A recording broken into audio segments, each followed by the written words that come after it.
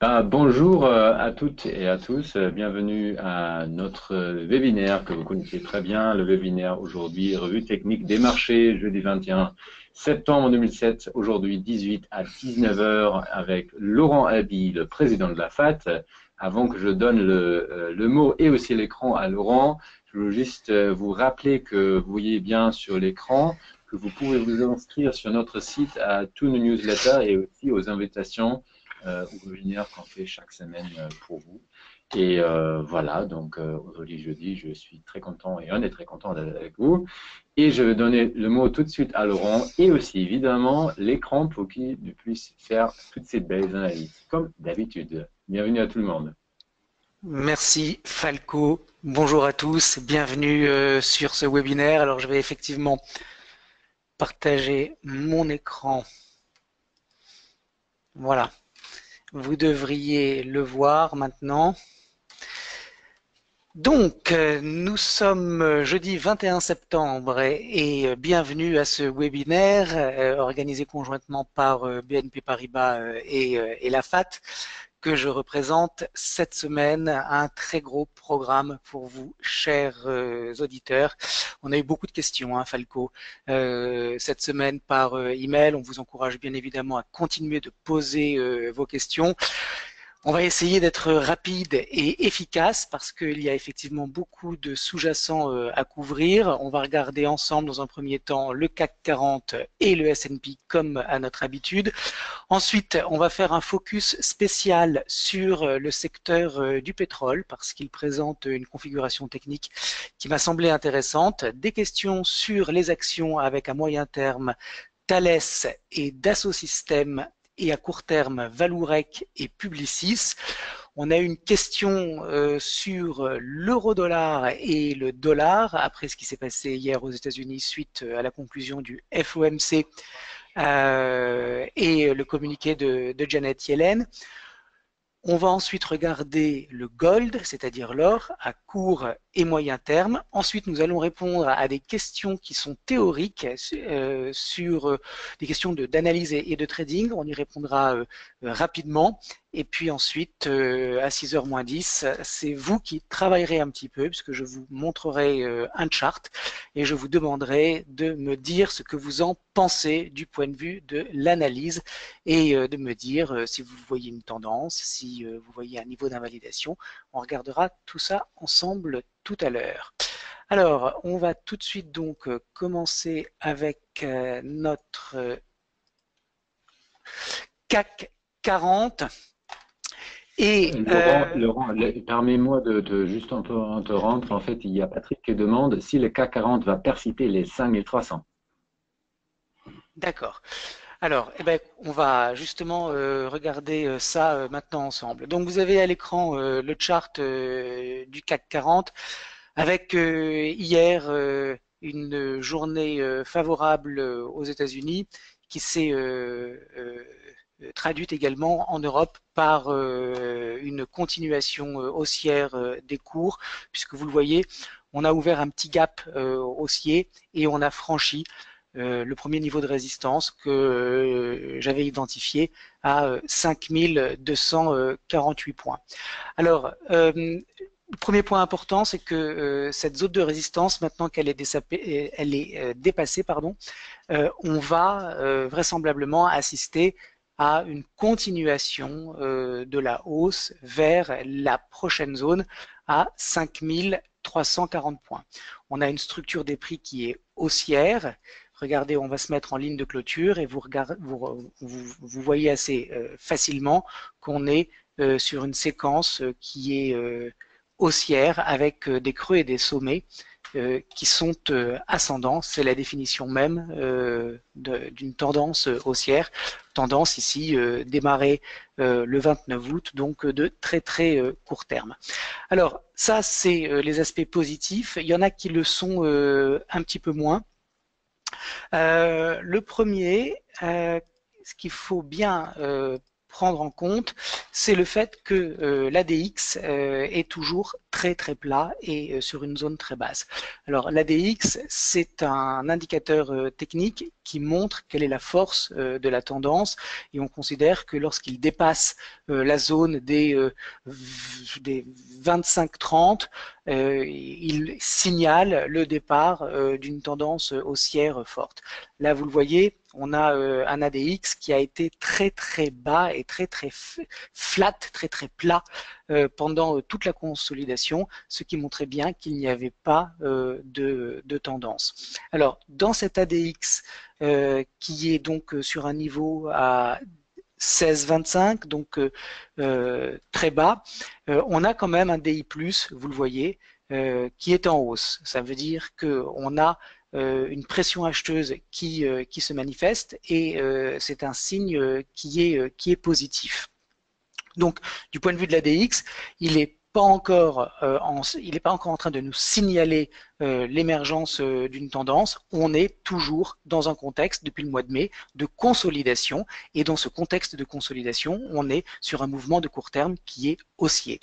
Si on regarde le RSI, on voit qu'il arrive près d'une zone de surachat, alors qu'il la dépasse même. J'aime bien les RSI en 11 périodes parce qu'ils donnent les mêmes signaux que les RSI en 14, mais avec un petit peu plus de punch et avec un petit temps d'avance. Autrement dit, on a un RSI qui rentre dans une zone de surachat. C'est très positif. Ça montre que la pression acheteuse devrait continuer.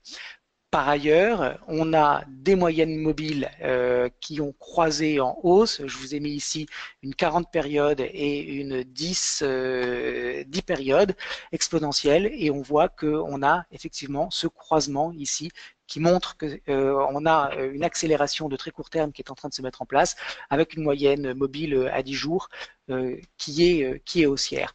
Donc sur le CAC 40, en synthèse, ce qu'on peut dire, c'est que nous sommes toujours dans un contexte de consolidation démarré au mois de mai. Dans ce contexte, on a maintenant, depuis 15 jours, 3 semaines, un mouvement haussier qui semble donc prendre de la force, de l'accélération. La cible, c'est retourner vers cette zone à 5340, 5375. C'est la prochaine zone de résistance maintenant que 5248 a été dépassée. En cas de franchissement, on retournera vers les sommets du printemps, c'est-à-dire à 5442. En ce qui me concerne, je mets ma cible sur le CAC 40 à 5442 et pas plus haut. Pourquoi ? Il y a eu un gap haussier qui s'est manifesté, vous le voyez à cette période, le 24 avril, et pour conserver la nature impulsive du marché, il fallait que ce gap soit préservé, autrement dit, qu'il ne soit pas comblé.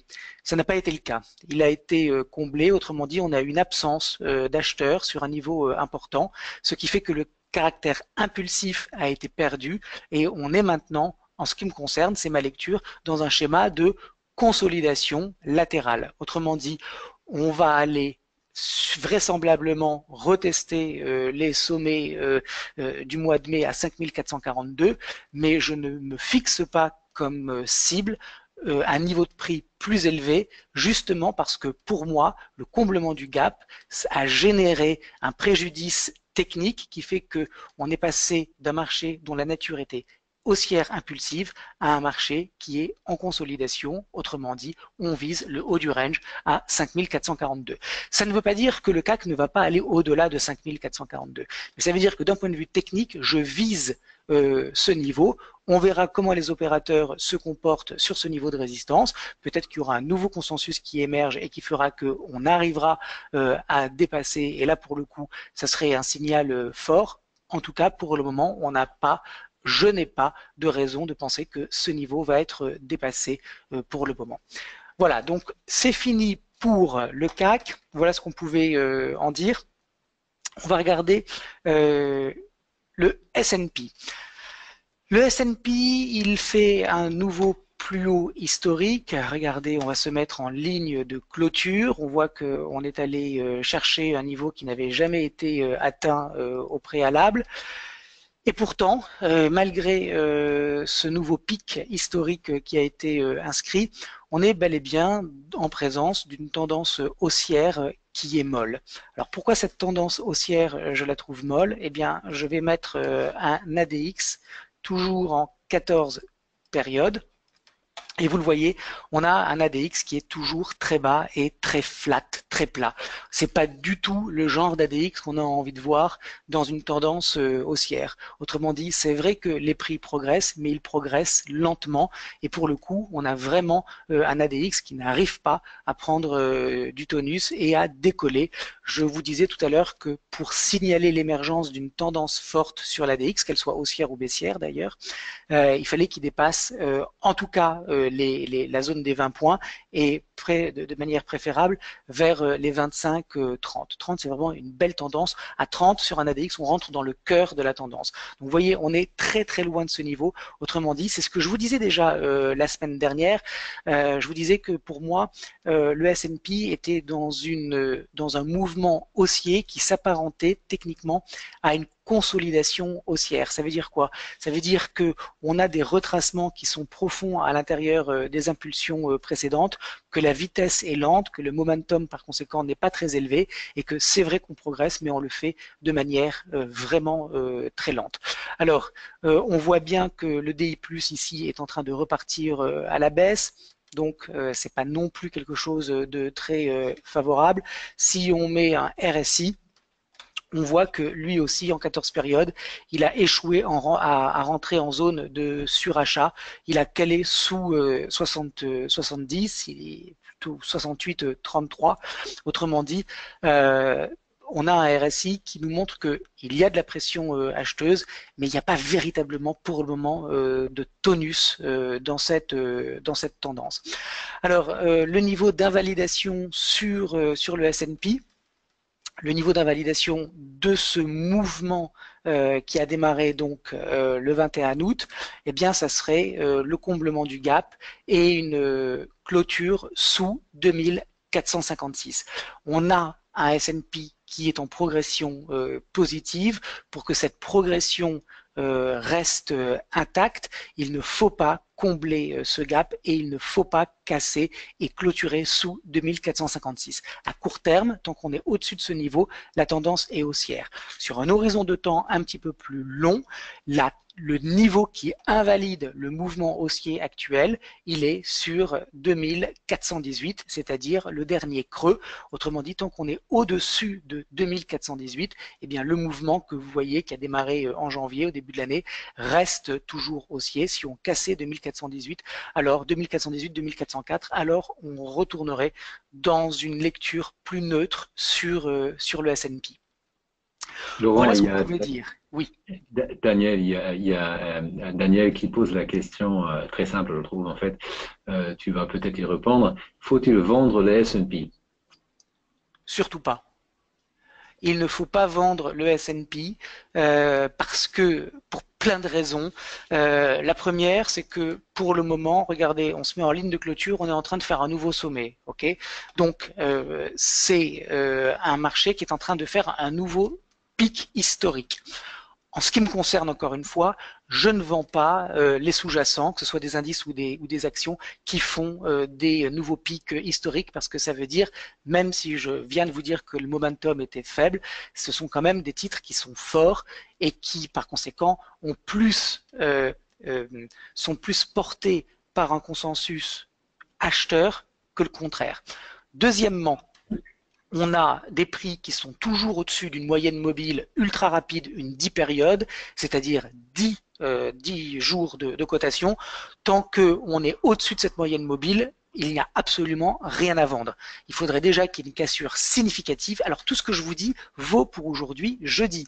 Si dans 48 heures, on a une bougie noire énorme qui apparaît sur nos écrans, l'analyse sera bien évidemment différente. Mais cet après-midi, avec ce que nous avons à l'écran, c'est-à-dire des prix qui sont encore au-dessus d'une moyenne mobile à 10 périodes, il n'y a aucune raison de vendre ce S&P. Troisièmement, on a un RSI qui pour le moment n'est non seulement il n'est pas suracheté, mais en plus vous voyez qu'il fait il est lui aussi plutôt dans une séquence directionnelle qui est haussière avec des creux et des sommets qui sont ascendants. Il faudrait déjà, je parle même pas de divergence, mais il faudrait déjà que le RSI nous montre qu'il casse son dernier creux et qu'on a effectivement une rupture de cette séquence directionnelle de creux et de sommets ascendants sur le RSI avec un nouveau creux. Donc vous le voyez, pour le moment, je n'ai pas d'argument d'un point de vue technique pour vendre le S&P. Alors après, ça, c'est de l'analyse technique pure. Du point de vue du trading, on fait ce qu'on veut. Si vous trouvez que effectivement ces petites bougies montrent qu'il n'y a pas beaucoup de pression acheteuse, qu'elles ont des tout petits corps, ce qui n'est pas faux, et que par conséquent on est en train de plafonner et qu'on va bientôt baisser, vous pouvez le faire. C'est du trading et vous pouvez avoir raison. Le sujet n'est pas là. Le sujet, c'est est-ce qu'on a des arguments techniques qui nous disent qu'on peut vendre ou se porter à, enfin, ouvrir une position de vente à découvert sur le S&P. Je ne le recommanderais pas. Je trouve qu'il vaut mieux aller dans le sens de la tendance et on gagne souvent, d'ailleurs presque toujours, beaucoup plus d'argent à accompagner la tendance plutôt que de chercher les points pour être contrarien. Si on arrive sur 2525 qui sera le sommet du canal et qu'on a des éléments techniques qui nous font penser qu'il y a plus de fatigue de la part des acheteurs, alors à ce moment-là, on pourra peut-être envisager un petit swing à la vente. Et encore, regardez, ici on est allé chercher le canal, on n'a pas du tout baissé, on l'a retesté avant de baisser. Donc c'est toujours dangereux de se mettre devant ou contre une tendance. Donc la réponse est clairement non, Daniel, je ne vends pas le S&P. Ou en tout cas, d'un point de vue de l'analyse technique, mon diagnostic ne recommande pas une vente sur le S&P. Merci beaucoup, Laurent. Daniel disait juste merci. Donc voilà, on peut passer au prochain sous-jacent si tu veux. On continue. Alors, on va parler du pétrole, du secteur du pétrole. En force relative, parce que j'ai trouvé qu'il y avait un signal intéressant sur ce secteur avec, vous le voyez, un dépassement de résistance. Alors, le secteur du pétrole ici, vous l'avez contre le Stoxx 600. C'est un ratio. On mesure la performance du secteur face à l'ensemble du marché, le marché étant représenté par le Stoxx 600. Lorsque le ratio descend, cela veut dire que le secteur sous-performe le marché. Lorsque le ratio monte, cela signifie le contraire. Quand nous sommes dans un marché haussier et que le ratio baisse, cela signifie que le secteur monte moins vite que le marché. Lorsque nous sommes dans un marché baissier et que le ratio baisse, cela signifie que le secteur baisse plus vite que le marché. On est ici en présence d'un ratio qui est en train de se retourner, puisque vous le voyez, il était dans une tendance baissière. Il y a eu pendant l'été une phase d'accumulation et on a dépassé la zone de résistance. Autrement dit, on est sur un secteur du pétrole qui, depuis le 7 juillet, est passablement en train de surperformer le Stoxx 600. Le Stoxx 600, c'est l'indice des principales, des plus grandes capitalisations européennes, Suisse et UK compris. Et vous le voyez, dans ce contexte de surperformance, on a depuis le 17 août une très nette surperformance et depuis le 13 septembre, une accélération très significative qui permet de franchir la zone de résistance. Donc un signal intéressant du point de vue de la force relative sur le secteur du pétrole, avec des moyennes mobiles qui elles aussi sont à la hausse. On a un RSI qui est, vous le voyez, à 72, qui rentre en zone de surachat. C'est excellent. Ça montre qu'on a encore de la marge pour pouvoir assister à une progression du ratio. On a également, si on met l'ADX, on va le mettre en 14 périodes. On a un ADX avec un DI+, qui est en pleine accélération et un DI- qui, lui, est en pleine décélération. Autrement dit, un spread qui augmente entre les deux indicateurs DI+, et DI-. Ça veut dire qu'il y a de la pression acheteuse qui rentre sur le marché. On a un ADX qui est encore un petit peu bas, il est à 19, c'est pas génial, mais il est en train de remonter. Autrement dit, plus maintenant les prix vont, plutôt le ratio va monter, plus l'ADX va lui aussi monter, ce qui va nous montrer donc qu'on a une tendance potentielle haussière sur le ratio avec une surperformance à la clé pour le secteur du pétrole. Quand on regarde maintenant le secteur lui-même, on ne regarde plus le ratio, on regarde le secteur. On voit que là aussi, on a une résistance qui est dépassée. Cette résistance, elle est importante parce que c'est le dernier sommet dans la baisse. Et ce sommet, vous le voyez, il a été largement dépassé par les cours.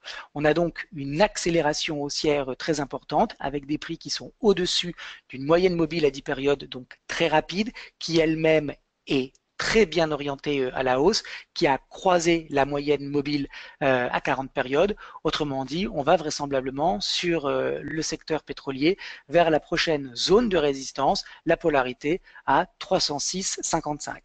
En cas de franchissement, et je pense que ça va franchir, les cours se dirigeront vers la zone de résistance majeure située entre 319,71 et 323,57. Du point de vue donc des indicateurs techniques, on a là aussi, je ne sais pas si je vous l'ai montré, voilà, un RSI qui est haussier et un ADX qui prend de la vitesse, donc tout va bien sur le secteur du pétrole. On a à court terme sur le secteur du pétrole une surperformance qui est en train d'apparaître avec vraisemblablement donc plus de hausse à venir des opérateurs qui se regroupent autour des valeurs pétrolières. À signaler que le Brent est lui aussi dans une séquence directionnelle haussière et que par conséquent, on a cette corrélation positive entre les actions et la matière première. Laurent, il y a Pascal qui nous demande si tu pourrais dire quel indice tu utilises pour le pétrole et le gaz comme celui que tu as utilisé pour la pharmacie la semaine dernière. Eh bien, l'indice que j'utilise, c'est celui-ci, celui que vous avez à l'écran, c'est le Stoxx 600 Europe Oil and Gas. C'est cet indice que je regarde pour examiner le comportement du secteur dans son ensemble. Pascal, est-ce que c'était bien ça, c'est la question en fait? Est-ce que la réponse est bonne, Pascal? Bon, j'espère. Donc, je crois qu'on peut continuer. Alors, on va continuer maintenant avec des actions. Pardon, Laurent. Oui, pardon. Oui, et pour le secteur pharmaceutique, c'était aussi Eurostoxx 600 pharmaceutique du coup, non ou pas? C'était lesquels? Absolument. C'était Stoxx 600 Pharma. Et la semaine dernière, on avait regardé son comportement, ou plutôt le comportement des investisseurs face à ce secteur, on l'avait comparé avec le secteur pharma du S&P 500, puisque le S&P 500 est lui aussi découpé en secteurs et on a donc comparé les deux secteurs la semaine dernière, donc c'était bien le Stoxx 600 Pharma qu'on a regardé ensemble. Merci Laurent. On va continuer avec Thales, maintenant à moyen terme.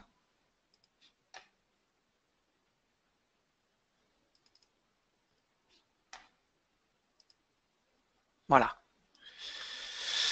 Alors, on nous a posé une question sur Thales. Alors, la première chose qu'on peut dire sur le titre, c'est que la tendance de moyen terme est toujours haussière. Hein. Ça se voit encore une fois facilement avec cette alternance de creux et de sommets qui sont ascendants. Dans ce contexte qui est haussier à moyen long terme, puisque le chart que vous avez à l'écran, c'est du 5 ans hebdomadaire, on voit néanmoins que nous avons un intérêt pour le titre qui est en train de décroître. Pourquoi? La vitesse est en train de baisser. Comment le voit-on? Regardez ici, on a une progression qui est extrêmement vive avec un contrôle des échanges qui est largement dominé par les acheteurs. Et ici, on voit bien que la vitesse de progression est beaucoup moins importante. Autrement dit, on a de l'offre qui rentre sur le marché et visiblement des investisseurs qui semblent plus intéressés par leur prise de profit que par continuer d'accumuler et de construire leur position longue. Est-ce que cela signifie que le titre va se retourner? Absolument pas. On est simplement à un moment de la tendance où on a des opérateurs qui sont en train de marquer une pause et qui ont visiblement cesser leurs opérations d'achat et des opérations de vente, des vendeurs qui sont un petit peu plus agressifs. Alors, malgré tout, attention, on a un MACD qui est en train de se dégonfler, c'est normal. Un MACD qui se dégonfle ne veut pas dire que la tendance se retourne à la baisse. Pas du tout. Cela signifie simplement que la vitesse d'appréciation des cours est en train de diminuer. On a un MACD qui est donc baissier avec le spread qui a croisé sa ligne de signal. Attention, c'est quand même un MACD qui est positif puisqu'il est à 0,5. Tant qu'on a un MACD positif, cela signifie qu'on a toujours une moyenne mobile à 12 périodes qui est au-dessus de la moyenne mobile à 26 périodes. Autrement dit, même si elles se rejoignent, c'est quand même malgré tout positif, mais ça signale de la consolidation. Donc un MACD qui est en baisse, cela signale qu'il y a une perte évidente de vitesse. On a par ailleurs un ADX qui est en chute libre, autrement dit là aussi, autant vous le voyez dans cette phase d'accélération, il y avait encore une tendance suffisamment forte pour faire progresser l'ADX, autant là maintenant on a un ADX qui est en train de baisser de manière très significative. Cela signifie qu'on a une tendance qui est vraisemblablement en train de passer de haussière à neutre. Attention néanmoins, parce que quand on regarde les prix simplement, on est quand même obligé de constater qu'on est toujours au-dessus du dernier creux qui précède le sommet et que, qui plus est, il y a une polarité, c'est-à-dire que cette zone de résistance a été validée comme support et pour le moment, les cours sont toujours au-dessus. Alors, malgré tout, je vais zoomer un petit peu. Ce qui est en train de se passer cette semaine sur Thales à moyen terme en chart weekly, c'est pas terrible parce que on a eu ici un marteau qui est venu valider une polarité, qui est venu valider une moyenne mobile en tant que support dynamique. On a eu 2 semaines de hausse, on n'a pas du tout dépassé le premier niveau de résistance qui était à 96 et cette semaine on a une bougie noire qui nous montre qu'il y a de la pression baissière. Cette bougie noire, qu'est-ce qu'elle nous dit? Que le risque de casser le support à 91 est en train d'augmenter et que si effectivement c'est le cas, on va avoir une tendance qui va rentrer dans une phase corrective intermédiaire beaucoup plus importante. Alors malgré tout, ce qui est important de souligner, c'est que cette tendance de moyen terme sur Thales, elle reste valide tant que le dernier creux à 84,69, ce que j'ai marqué ici, tant que le dernier creux à 84,69 est défendu par les acheteurs, on a une tendance qui reste haussière neutre. Si en revanche, on a ce niveau de support qui est enfoncé, alors cela signifiera que potentiellement, on a un potentiel baissier donc qui s'ouvre et qui par conséquent pourrait refaire ou faire retourner les cours vers ce niveau à 75 € qui est la polarité suivante. Donc en synthèse, sur Thales, 1, on est dans une tendance haussière, 2, on observe l'apparition de fatigue, autrement dit moins d'intérêt acheteur sur le titre actuellement, 3, le niveau à surveiller à la baisse à moyen terme, c'est la rupture du support, et inversement, le dépassement du précédent pic à 100 € signalerait la reprise de la tendance haussière et par conséquent, de nouveau, une séquence directionnelle qui serait positive. Laurent, avant de passer à la prochaine action, Daniel nous pose la question, comment est calculée la résistance R1? Ah bah, c'est très simple, Daniel. R1, c'est simplement ici, vous le voyez, le sommet qui a été fait le 29 mai. Alors attendez, peut-être que vous vouliez dire celui-là, ouais. Voilà, celui-là. Ah. Alors, comment a été calculé R2? Alors, en fait, ce que j'ai fait pour R2, je ne vais pas trop expliquer parce qu'on n'a pas le temps, mais je vais simplement vous montrer ce que j'ai fait pour que vous compreniez comment ce niveau est apparu. J'ai pris mes niveaux de retracement de Fibo. J'ai regardé la dernière impulsion ici et j'ai vu que on avait retracé sur un 23,6 et avec le niveau, donc normalement, non, c'est pas ce que j'ai fait.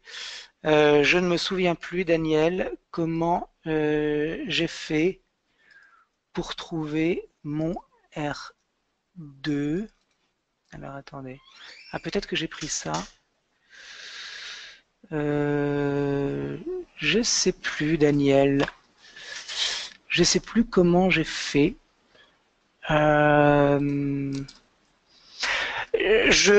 Daniel, laissez votre email à Falco et je vous répondrai pour vous expliquer d'où vient ce R2 et ce R3. On va aller sur Dassault Systèmes maintenant.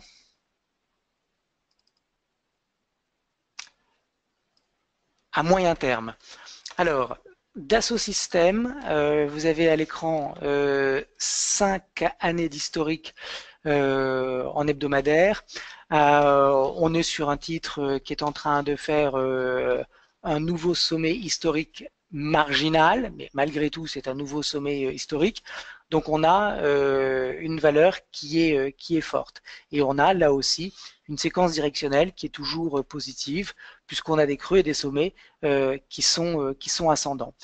On a une polarité qui a été faite sur cette résistance qui est devenue support. Donc ça veut dire que la structure est bien construite sur Dassault à moyen terme.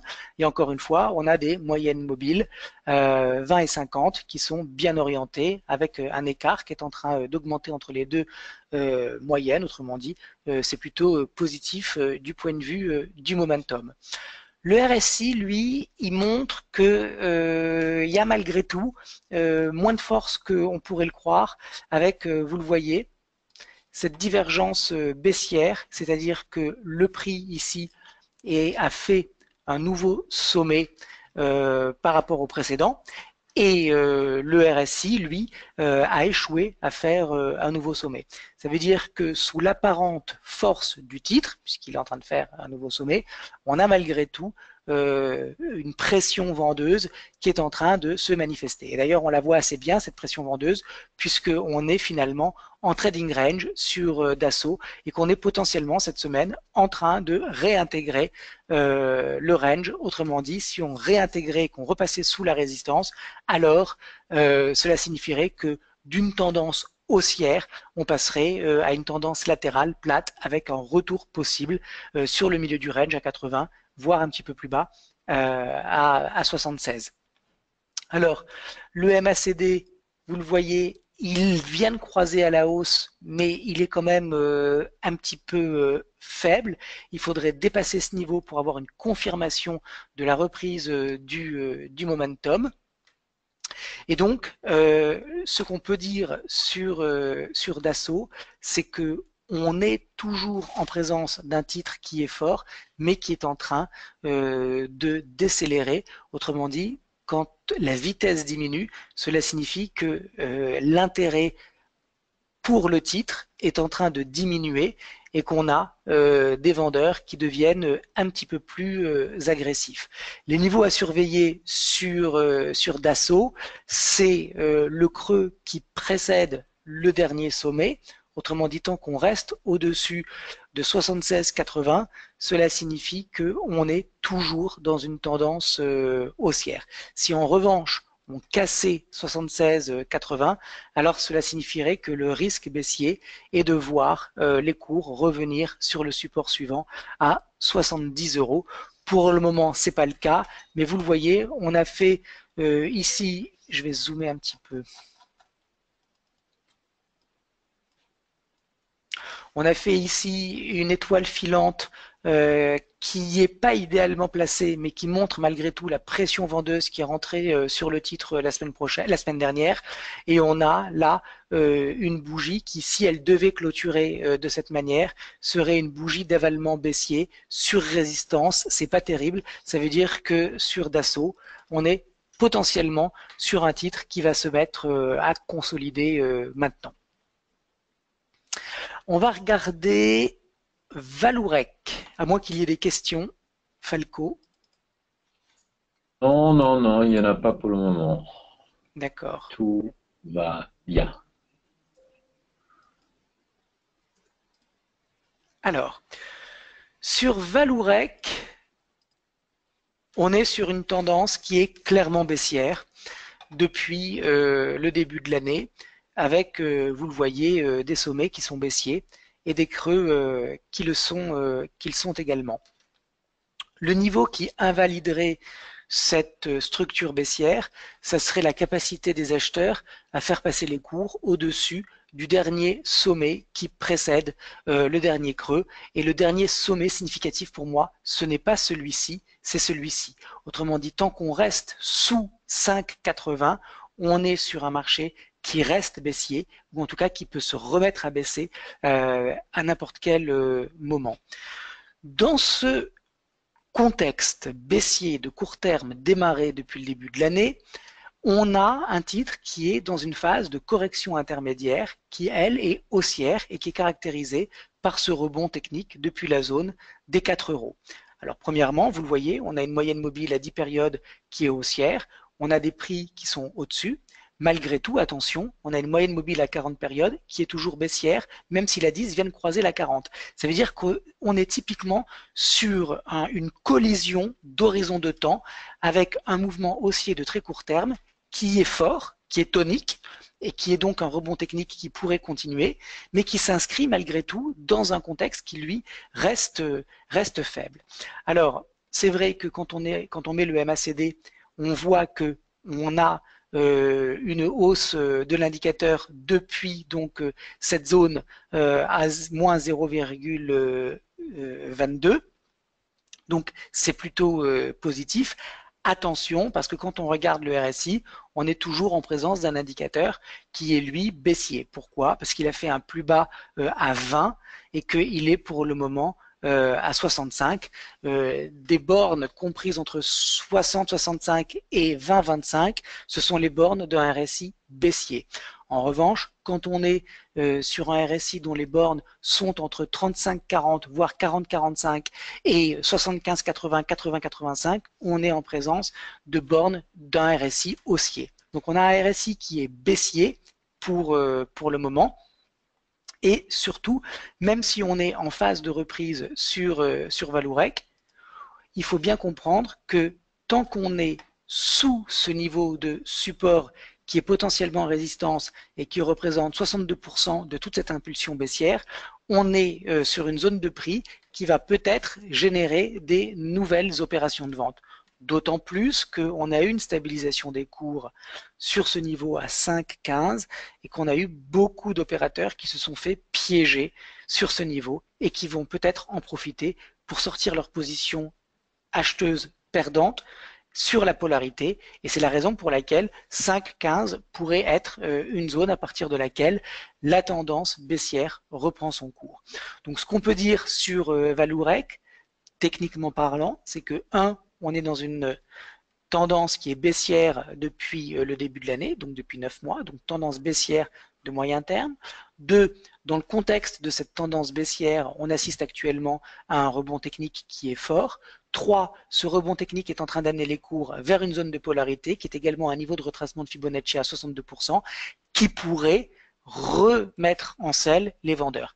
4, en conclusion, le niveau qui invalide la dynamique baissière commencée depuis le début de l'année, c'est le franchissement de ce sommet du trading range à 5,80. Tant qu'on est au-dessous, on est sur un marché qui reste mal orienté. On va maintenant, à moins qu'il y ait des questions, Falco, on va maintenant passer à Publicis. Il y a 2 secondes encore, Laurent. Il y a une question de Patrick qui nous demande sur quel. Non, les graphiques sont sur combien de dents en fait? J'ai pas compris, Falco. Il dit bonjour, les graphiques sont sur combien de dents d'années? Eh bien là, c'est toujours marqué en haut à gauche. Ouais, Ici, alors là, on regardait Valourec, mais c'est la même chose. C'est depuis un an, depuis 12 mois. d'accord. Ok. Donc quand on regarde du court moyen terme, on se met sur un an. Et quand on regarde du moyen long terme, on se met sur 5 ans. Quand on se met sur 5 ans, on regarde des bougies hebdomadaires. Quand on se met sur un an, on regarde des bougies quotidiennes. Alors, Publicis, je crois que c'était Daniel qui posait la question de savoir si on pouvait vendre cette résistance. Alors, cette question, Daniel, n'est pas à proprement parler une question d'analyse technique. C'est une question de trading. Ok, je vais quand même y répondre. Sur Carrefour, on a un titre qui a été massacré puisqu'on était pas plus tard qu'au mois de juin à 68 euros, on a baissé jusqu'à 56 et on est largement survendu. Ce qui est intéressant, c'est les gaps sur Carrefour, puisqu'on a eu un premier gap, un deuxième gap, measuring gap, troisième gap. C'est vraisemblablement, et c'est pour ça que j'en parle, Daniel, c'est vraisemblablement, potentiellement, un gap d'épuisement. Autrement dit, un gap qui signale que la baisse à court terme est terminée. Ça ne veut pas dire que le titre va se retourner à la hausse, mais ça veut dire que on va assister à un rebond technique, à une correction intermédiaire dans cette phase de baisse. Moi, ce que je vois sur Publicis, c'est qu'on est allé chercher la résistance qui était la borne basse du gap baissier à 58 euros. Et en fait, quand on est allé tester ce niveau, on a eu deux bougies de baisse, pas plus. Tout de suite, on a eu sur 57 euros une reprise en main des acheteurs et on revient tester 58. Autrement dit, je ne serais pas étonné de voir Publicis combler le gap baissier et reprendre un petit peu de poil de la bête et progresser. Alors, est-ce que je vendrai Publicis? Eh bien évidemment, pour cette raison, non. Je ne le vendrai pas sur ce niveau parce que on a peut-être beaucoup d'opérateurs qui ont été short et qui maintenant vont déboucler leur position. Et en l'occurrence, si on casse, plutôt si on franchit la résistance à 58 euros, alors on aura encore plus de shorts qui vont déboucler et par conséquent, on aura un titre qui continuera de progresser. Le niveau qui m'intéresse pour vendre, c'est plutôt vers cette zone de gap ici, le measuring, qui représente 50% de toute la baisse et qui représente également une zone de polarité. Autrement dit, plutôt haussier jusqu'à 61 et plutôt vendeur autour de 62. Ceci dit, ce que je suis en train de décrire peut ne jamais arriver parce qu'on a un titre qui est extrêmement faible et ça pourrait bien évidemment s'arrêter de progresser sur les 38%. Donc tout ce que je suis en train de vous dire sur les zones où il faudrait revendre Publicis, ce sont des zones toutes théoriques. Typiquement, il faut observer au jour le jour ce qui se passe sur le titre pour savoir effectivement où est-ce qu'on va avoir de la pression baissière qui va revenir sur le marché. Mais en tout cas, pour répondre clairement de manière tranchée à Daniel, la réponse est non, je ne vendrai pas la résistance. Je pense qu'elle va être dépassée et qu'on va avoir une correction intermédiaire technique qui va permettre au cours de s'apprécier un petit peu plus. Voilà pour les actions, il est déjà moins quart. On va tout de suite attaquer sur l'euro-dollar puisque c'est une question qui nous a été posée, à savoir, compte tenu de ce qui s'est passé hier aux États-Unis avec la clôture du FOMC, est-ce qu'on peut s'attendre à avoir le dollar reprendre un petit peu de force? Alors, plutôt que d'analyser le dollar en tant que tel à travers le dollar index qui est très largement pondéré par l'euro, j'ai choisi de regarder le dollar à travers ce qui se passe sur l'euro-dollar. Comme ça, on parle du dollar et on parle également de notre devise. Alors, sur l'euro-dollar, on a bien évidemment la paire qui a été en mesure de dépasser la zone de résistance qui confinait les cours dans ce trading range, et on a donc un mouvement ascensionnel qui est extrêmement fort. Comment le voyons-nous? Si on met un ADX, on voit que en 14 périodes, on est sur 50, ce qui est une zone extrêmement élevée, mais pas surachetée. On voit bien que on peut aller beaucoup plus haut, on peut aller à 62. Alors vous me direz, c'est un ADX de tendance baissière, la volatilité est plus importante en baisse que dans les hausses. Donc est-ce qu'on aura un ADX qui retournera sur 62 en tendance haussière? Je ne le sais pas. En tout cas, il me semble qu'on a potentiellement un petit peu plus de terrain à conquérir sur l'euro-dollar. Pour les prochaines semaines, pour les prochains mois, je ne serais pas surpris de voir l'euro-dollar retourner sur cette zone à 1,2574, 1,2743. C'est effectivement une zone de support qui est devenue résistance. C'est 62% de retracement de toute la baisse, autrement dit une zone extrêmement importante, et on pourrait avoir donc une continuation haussière de l'euro-dollar. Alors, quel est le niveau qui montrerait que cette lecture haussière est invalidée? Eh bien, si on avait les cours qui retournaient sous 1,15, alors cela signifierait qu'on revient sur la zone de polarité résistance devenue support, et si on l'enfonce, ça veut dire qu'on n'a pas d'acheteurs qui se regroupent autour de ce niveau pour accompagner la hausse, et que vraisemblablement on a un consensus qui se dégrade avec potentiellement une réintégration du trading range. Si on a une réintégration du trading range, ça veut dire qu'on repart en conso et que là on rouvre la porte à plein de scénarios possibles. Alors quand on met l'ADX, on voit qu'il est en hausse, mais on voit bien que le DI+, est en train de baisser. Donc on a une divergence baissière sur le DI+, qui est en train de faire des creux qui sont baissiers, alors que les cours, eux, sont en train de faire des nouveaux sommets. Malgré tout, on voit bien que c'est en train de patiner un petit peu, l'euro-dollar en hebdomadaire, avec, vous voyez, ces petits sommets et ces creux qui se suivent. Autrement dit, pour moi, on est potentiellement sur un euro qui pourrait consolider. D'ailleurs, quand on regarde les bougies, on voit bien qu'elles se chevauchent toutes les unes les autres. Regardez la différence dans cette accélération haussière où on a tous les cours d'ouverture hebdomadaires qui se font quasiment sur les cours de clôture hebdomadaire précédents. Là, ça fait à peu près un mois qu'il ne se passe plus rien sur l'euro-dollar, puisque vous le voyez, on évolue actuellement à 1,1938 et que cette bougie, elle avait clôturé à 1,1940. C'est la bougie du 21 août, autrement dit il y a un mois. Donc on a un euro-dollar qui ne progresse plus, on a donc un dollar qui ne baisse plus. Malgré tout, ce qui s'est passé hier n'a pas véritablement déclenché un fort appétit pour le dollar, puisqu'on voit que les acheteurs de dollars, vendeurs d'euros, vendeurs de yens, vendeurs de GBP ne se sont pas précipités, puisque malgré tout, on a un dollar index qui n'a franchi aucun niveau à la hausse, donc un dollar qui reste structurellement faible.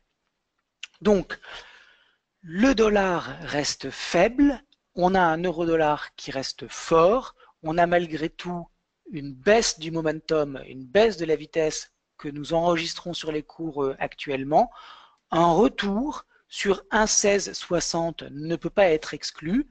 Techniquement, ça serait une zone 1,1660, 1,1506 qui devrait attirer les acheteurs qui vont jouer la polarité et qui vont considérer que dans cette hausse sur l'euro-dollar, retourner sur ces niveaux, c'est une belle occasion d'accompagner la hausse de l'euro face au dollar pour aller plus tard vers 1,25, donc achat sur repli possible sur cette zone à 1,15, 1,1660. On va regarder maintenant le gold, l'or. Alors vous le voyez, le contexte est très différent sur l'or, puisqu'il n'a pas réussi, contrairement à l'euro, à dépasser la zone de résistance de son trading range. Donc vous avez à l'écran 5 années de trading en bougie hebdomadaire et ce qu'on peut dire immédiatement, c'est qu'on est dans une tendance qui est plate avec un gold qui a été un petit peu faible, puisque vous le voyez, il n'a même pas été capable, ces 3 dernières semaines, d'aller rejoindre la zone de résistance à 1375. Il s'est arrêté avant à 1358 et maintenant, il est en train de repartir à la baisse. Alors, ça, c'est à long terme, un gold qui ne fait absolument plus rien. Autrement dit, ce n'était pas très intéressant de posséder de l'or ces dernières années quand on avait un portefeuille en dollars. Quand on était en euros, c'est une autre histoire qu'on ne regardera pas maintenant. Oui, Falco. Il y a un autre Daniel, on a plein de Daniel aujourd'hui, qui nous demande, donc gold 1350, est-il un niveau de résistance majeur, très difficile à franchir? Quel trading range à 3 mois? C'est la question, c'est les questions. Alors, la résistance à 1375, elle est difficile à franchir, oui, absolument. Et on voit qu'elle est tellement difficile qu'on a des acheteurs qui sont devenus frileux et qui ont pris leur gain avant même d'aller chercher 1375. Pour moi, le vrai niveau de résistance, c'est 1375. C'est pas 1350. 1350, c'est ici. Même pas. C'est 1358. Donc 1350, c'est au-dessous. Pour moi, c'est pas un niveau de résistance. Ou plutôt, c'est une zone de résistance.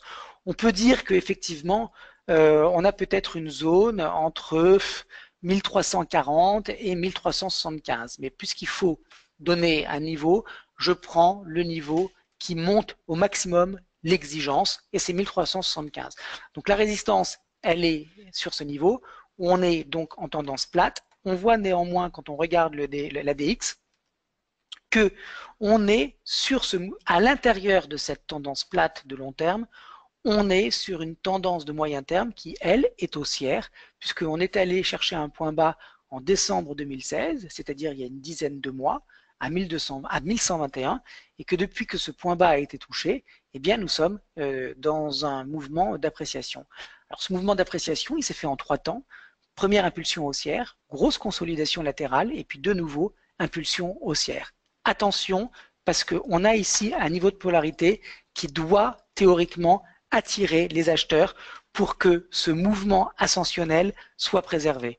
On passe maintenant sur du court terme, et vous le voyez,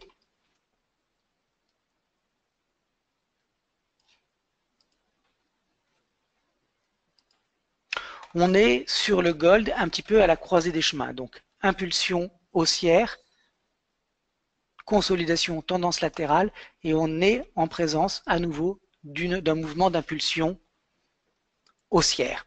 Alors, quand on est en forte hausse, le premier niveau de retracement qu'on regarde, c'est le 38%. C'est celui-ci. Ça tombe bien parce que ce 38%, il est pile poil ajusté à la zone de résistance à 1294 qui devient potentiellement support. Donc, ça veut dire que ce mouvement-là, qui a démarré au mois de juillet, il est sur un niveau technique qui doit, en théorie, attirer les acheteurs pour que la tendance haussière de ces 2 derniers mois soit préservée. Si les acheteurs font défaut et que, en fait, la polarité n'est pas validée et qu'on réintègre la zone de consolidation précédente, ça veut dire que le consensus a changé.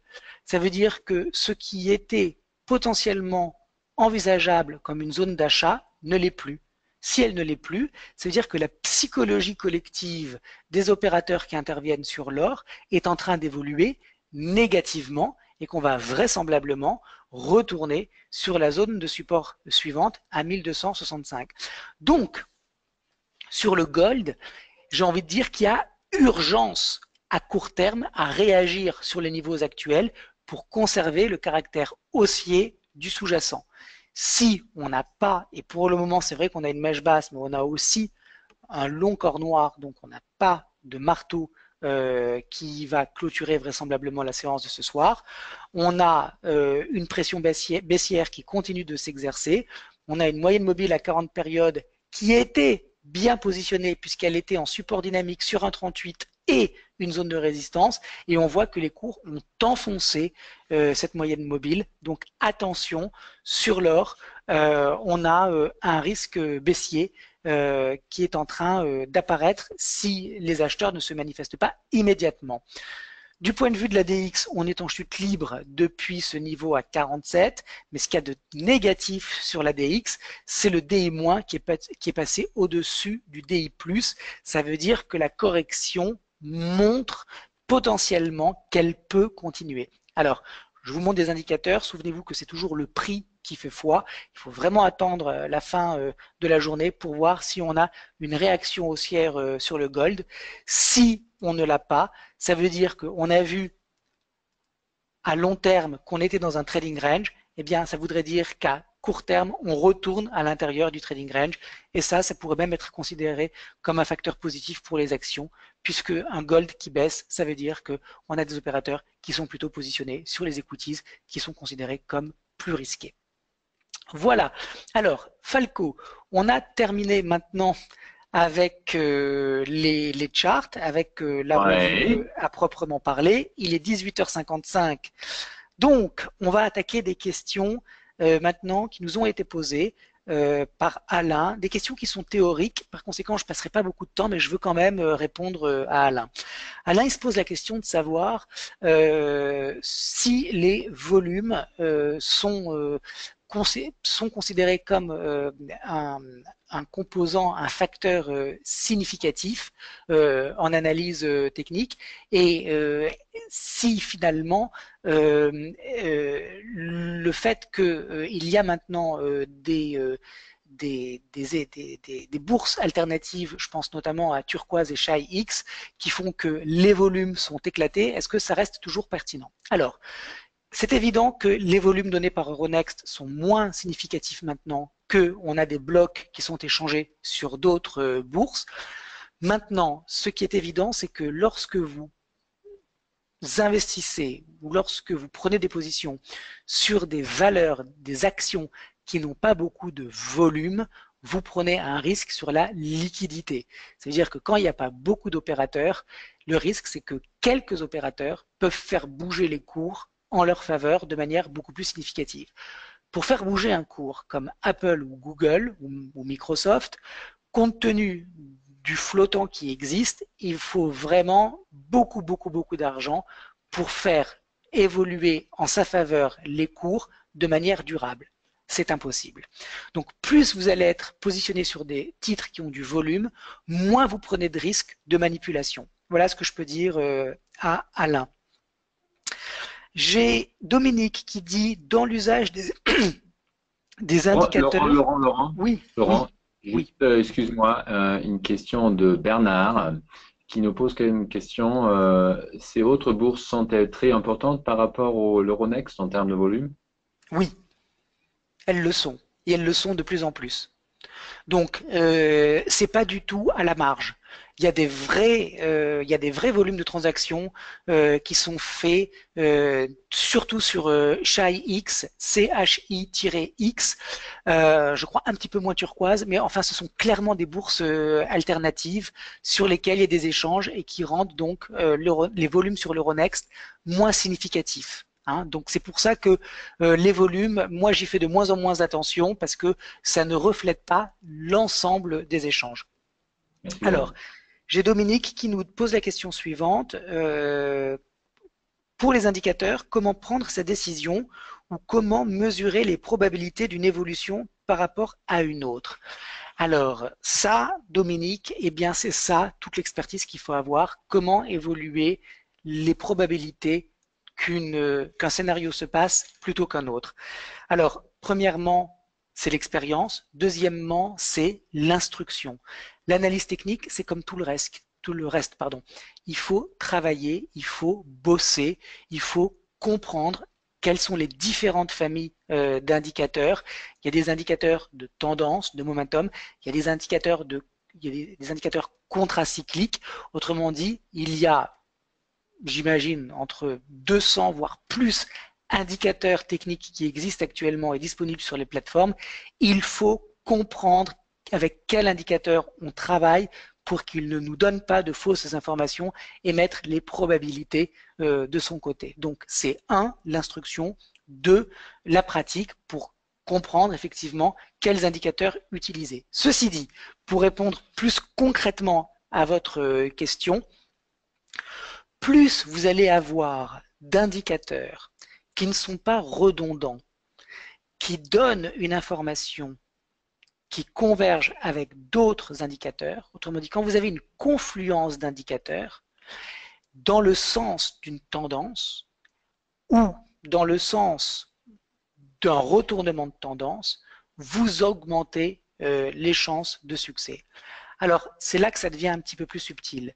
Ne me mettez pas un rate of change avec un momentum, avec un MACD, en me disant les trois indicateurs disent la même chose, le marché se retourne. Pourquoi? Parce que ce sont des indicateurs qui sont redondants. Ce sont des formules dérivées du prix qui sont à peu de choses, qui disent à peu de choses près la même chose. Il faut trouver des indicateurs qui ne regardent pas les mêmes aspects du marché. Et quand ces indicateurs qui ne regardent pas ces mêmes aspects disent qu'effectivement la tendance reprend ou disent que la tendance se renverse, alors effectivement on a une probabilité qui augmente d'avoir le scénario envisagé qui se réalise. Donc c'est vraiment ça qu'il faut garder en mémoire. Ne mettez pas sur vos charts quantité d'indicateurs techniques qui se répètent les uns les autres et qui se confirment les uns les autres.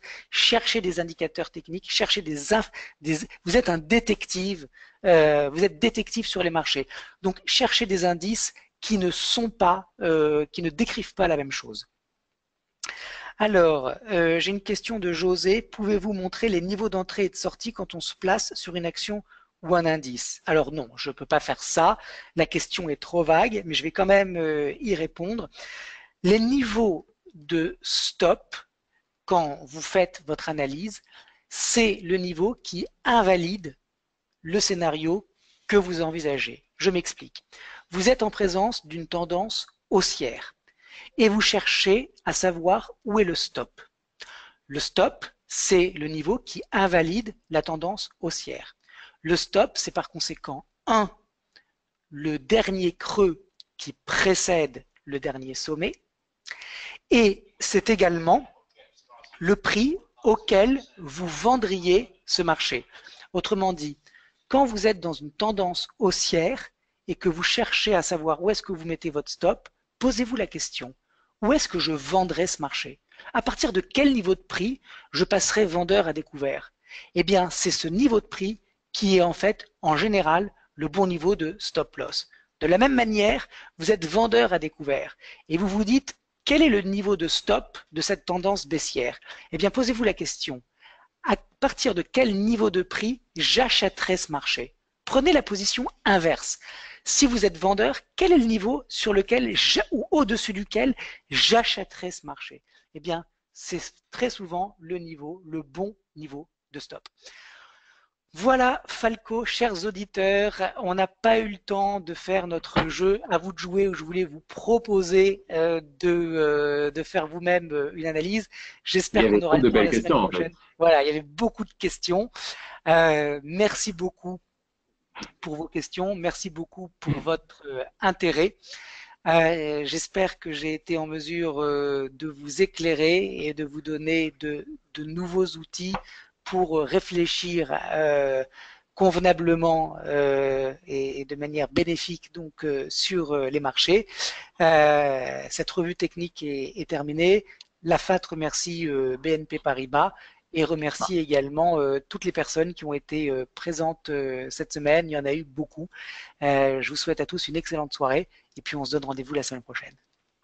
Mais Laurent, on te remercie tous. Quand je regarde le chat, là, ils se remplissent de merci pour ce webinaire rondement mené. Bonne soirée. Merci pour cette présentation intéressante. Merci cordialement. Donc, tout le monde est heureux et on s'excuse à tout le monde, auprès de tout le monde qui était malheureusement, on n'a pas pu répondre à toutes les questions. Il y en est un peu victime du succès, en fait. Il y a tellement de questions et après, les réponses de Laurent, ils sont pas simples. Il va toujours jusqu'au fond et du coup, ça prend du temps et ça fait du bien en même temps. Et du coup, voilà, c'est comme ça. On essaye de faire notre mieux. On espère que vous êtes heureux avec nous. Et la semaine prochaine, Bernard, ça sera prévu à 18h, si ça te convient, Laurent. Moi, 18h. Absolument. Bon, très bien. Donc, ça sera 18h. Vous allez recevoir demain ou plus tard l'invitation pour la semaine prochaine. Donc, merci beaucoup d'avoir été avec nous cette semaine. Merci, Laurent. C'était Merci Falco, excellent, merci à c'était un grand tous. plaisir et bonne soirée à tout le monde, à tous. Et à jeudi prochain. Au revoir. Au revoir à tous, merci.